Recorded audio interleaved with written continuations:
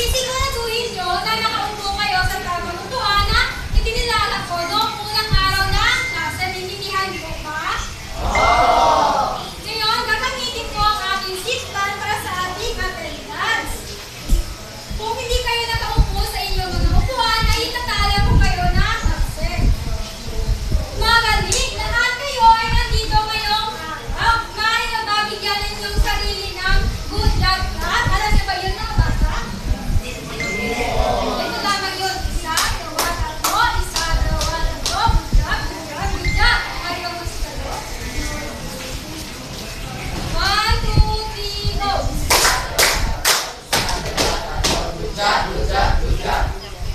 Ngayon, ano na kaya ang mga dapat ninyong gawin kapag si teacher ay nagsasalita sa harapan? Yes? Tama, ano pa? Tama. Meron pa ba? Meron pa ba? Kapag naman may gusto kayong sabihin or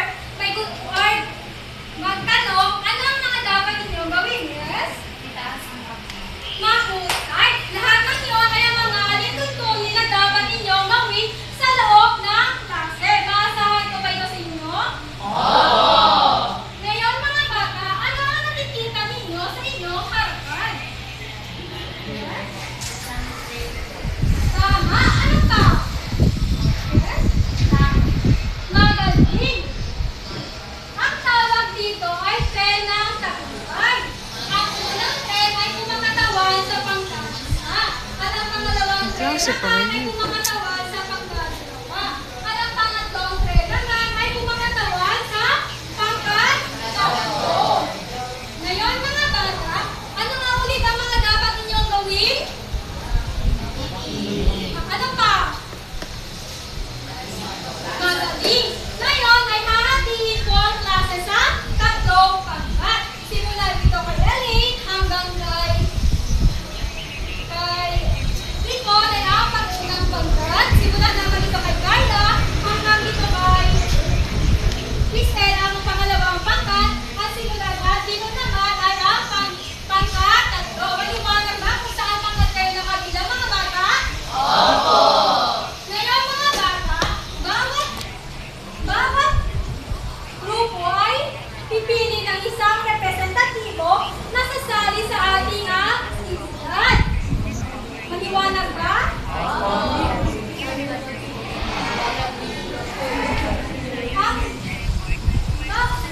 Sa lalong ito ay huhulaan nyo lamang kung ano ang nakalagay sa bawat larawan. Intindihan ko ba?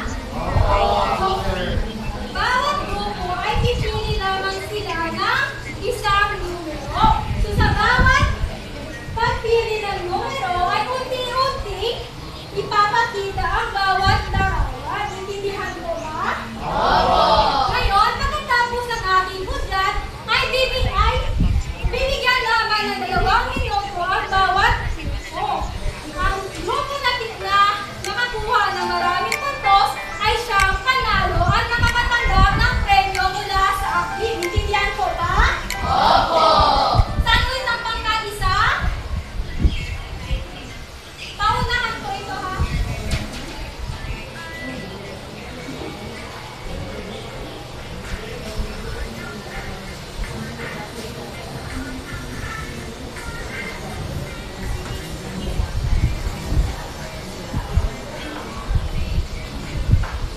Pangkat isa, maaari ba kayong pumili ng numero? Yes? Ano kaya sa tingin ninyo? Yes? Buhok ng isang batang lalaki. Pwede? Ang pangkadalawa, maaari na kayong pumili ng numero? Yes? Ano kaya sa tingin ninyo ito? Yes? Isa kong doktor. Tama! Ito ay isang doktor. Anong tatatawin?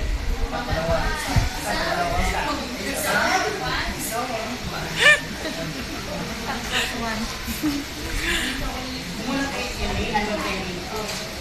Salamat po. Ngayon naman, para sa pangalawang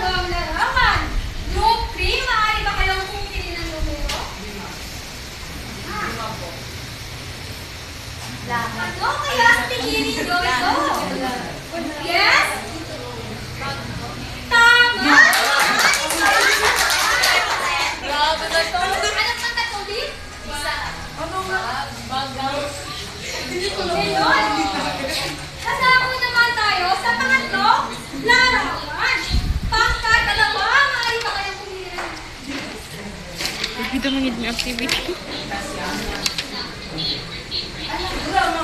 Ano kaya sa tingin niyo ito? Yes?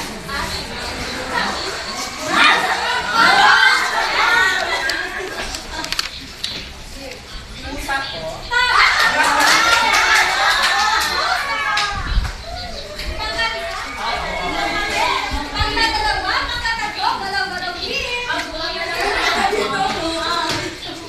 Ngayon, para naman sa pang-apat na larawan.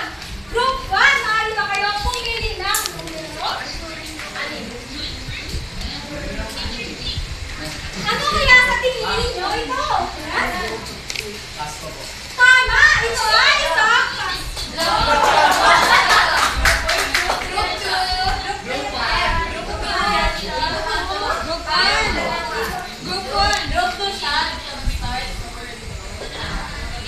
para naman sa panghuling larawan.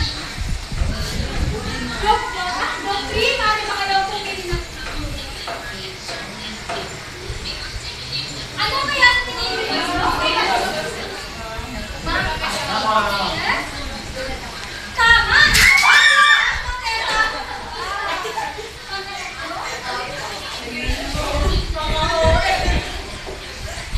Ngayon mga bata, batay sa mga larawan na ipinakita ko kanina, ano-ano kaya ang mga nahulaan ng mga larawan?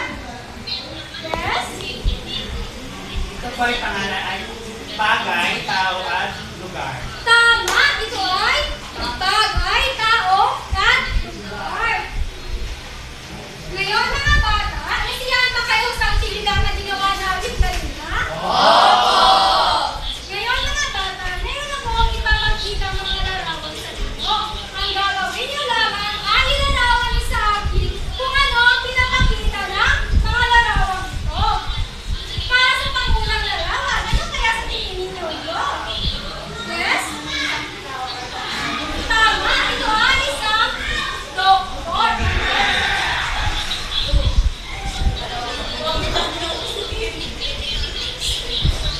Para naman sa pangalawang larawan.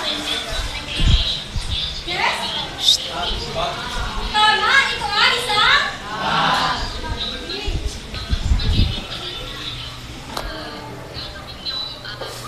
para naman sa pangatlong larawan. Ano kaya sa tingin ninyo ito? Yes? Isa pong pusa. Tama! Ito ay isang para naman sa pangatlong larawan. Tama! Ito ay kayo ba ay nagseselebrate ng Pasko? Kami sa amin din sa pagkakita. Para naman sa huling larawan. Ano kaya sa tingin ninyo? Yes? Tama, ito ay isang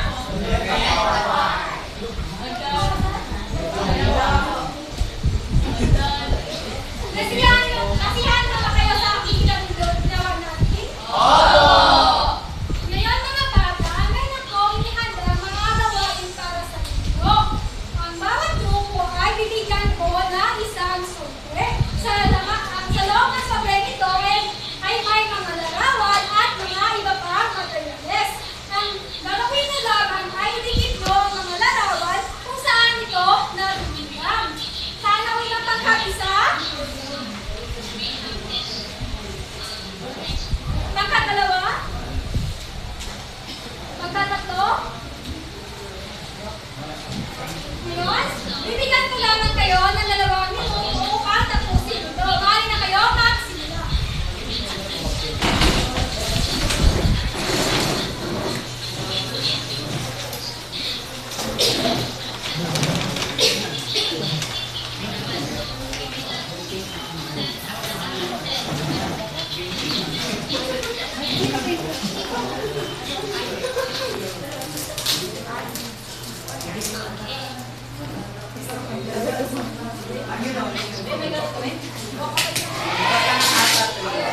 Ipo.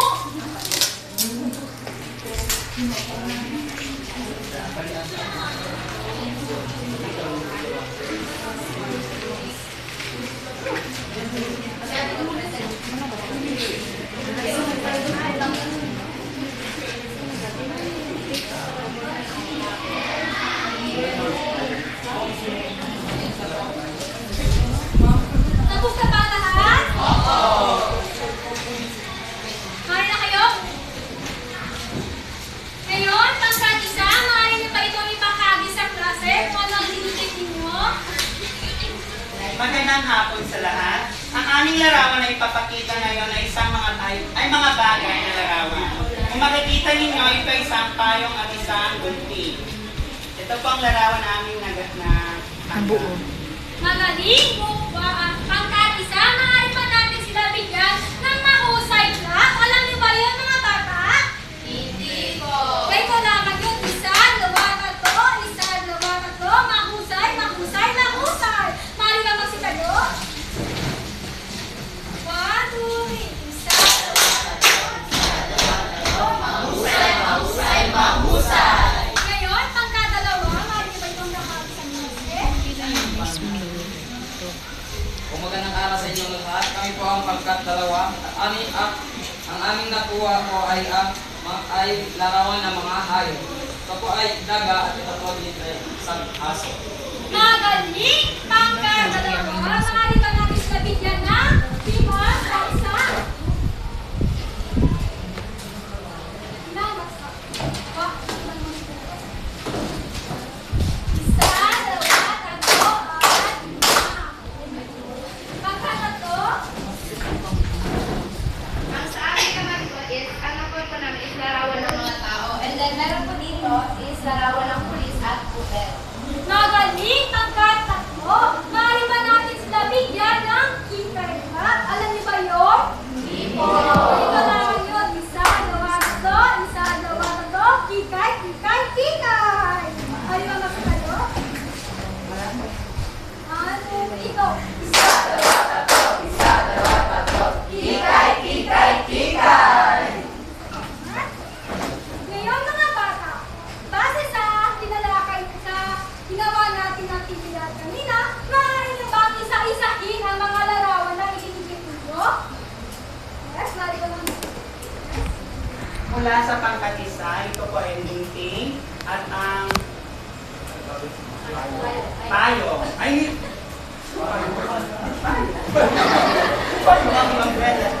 Tapos sa pangkat-dalawa naman, yung ay daga at aso. At sa pangkat-tatlo naman ay bombero at pulis. Magaling, pangkalisa. Ngayon naman mga bata, ano naman kaya sa tingin ninyo ang tawag dito? Yes, pangkalawa. Tama, ito ay isang pangalan. Ngayon, maaari ba kayo magbigay ng mga uri ng pangalan? Ano pa? Yes, tama. Ano pa? Lugar. Mahusay, meron pa ba? Mahusay, meron pa ba? Mahusay! Ngayon mga bata, ang tatalakayin natin ngayong araw ay patungkol sa naragamit ng baso ang pangalan sa pagbibigay ng pangalan ng tao, bagay, hayop, lugar, at pangyayari.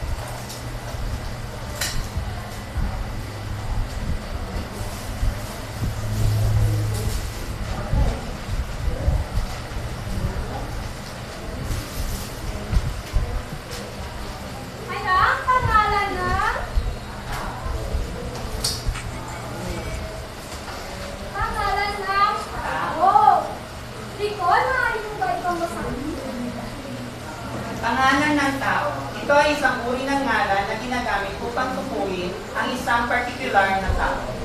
Maraming salamat, Igor. Halimbawa na lamang dito ay ang doktor.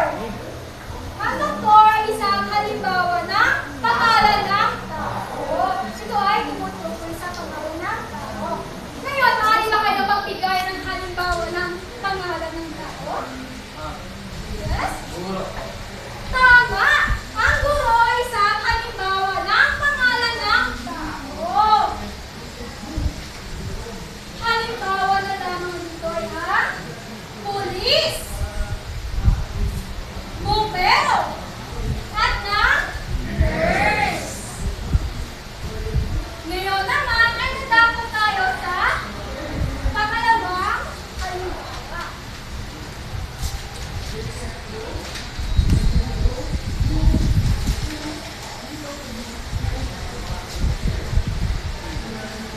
Precious, maaari mo ba itong basahin? Pangalan ng kaya. Ito ay tutukoy sa salitang ginagamit upang tukuyin o pangalanan ang anumang uri ng kaya. Ate? Maraming salamat, Te? Precious. Halimbawa na lamang dito ay ang Paboyo ate, anay abo na ate, kabalang may klase. halimbawa na pangalan ng tao. Ang pangalan ay pangalan ng hayop. Ang pangalan ng hayop ay tumutukoy sa isang particular na hayop. Halimbawa na lamang dito na nalibay ang Ibon.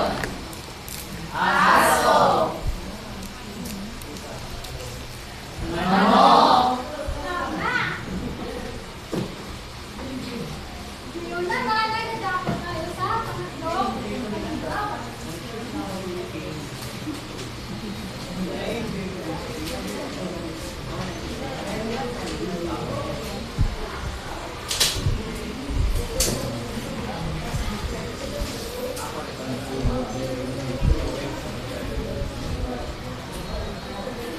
Cristel, maaari mo ba itong basahin? Pangalan ng lupa. Ito ay tumutukoy sa salitang ginagamit upang tukuyin ang isang buong lupa. Maraming salamat, Cristel. Halimbawa na lamang dito ay ang Ngayon, maaari ba kayo magbigay ng halimbawa ng pangalan ng lugar? Yes? Tama. Ang pangalan ng lugar ay salita ginagamit upang tukuyin ang isang particular na pook o lugar.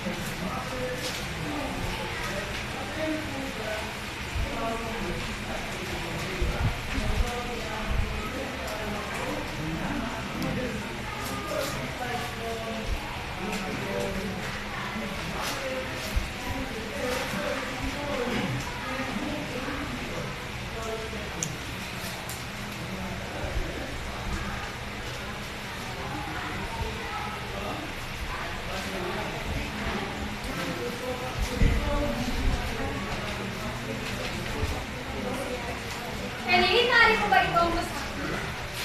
Pangalan ng Panginoon. Ito ay salitang tukoy sa pangalan ng isang naganap o okasyon. Maraming salamat. Halimbawa na lamang nina, ito ang Oo. Ngayon mga bata, maaari ba kayo magbigay ng halimbawa ng pangyayari? Na? Tama. Ang halimbawa ng pangalan ng pangyayari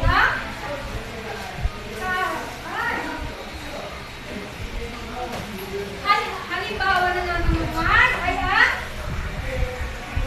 bagong taon. Kasal.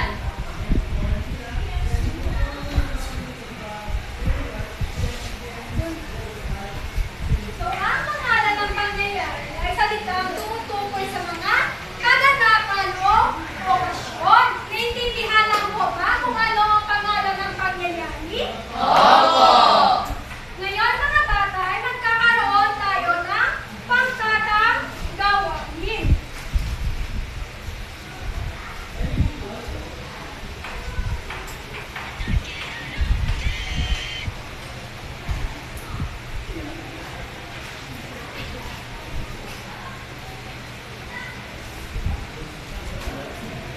Ang gagawin naman ng bawat grupo ay magsasagula kayo ng mga iba't ibang uri ng pangalan. Pangtatisa.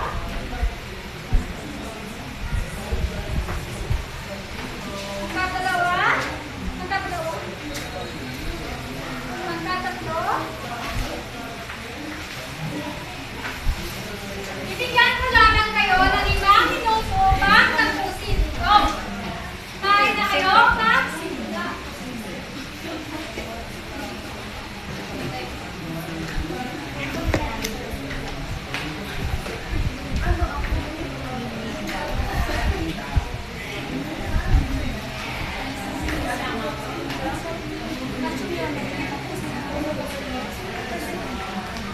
Tapos na ba ang lahat?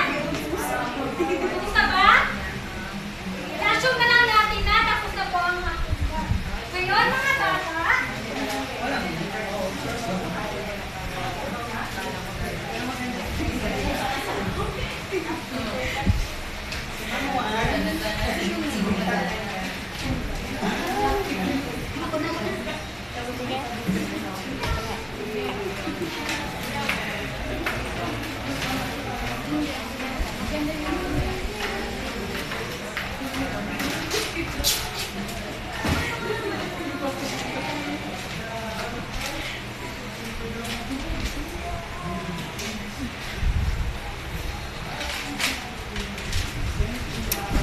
Gamit ako laptop.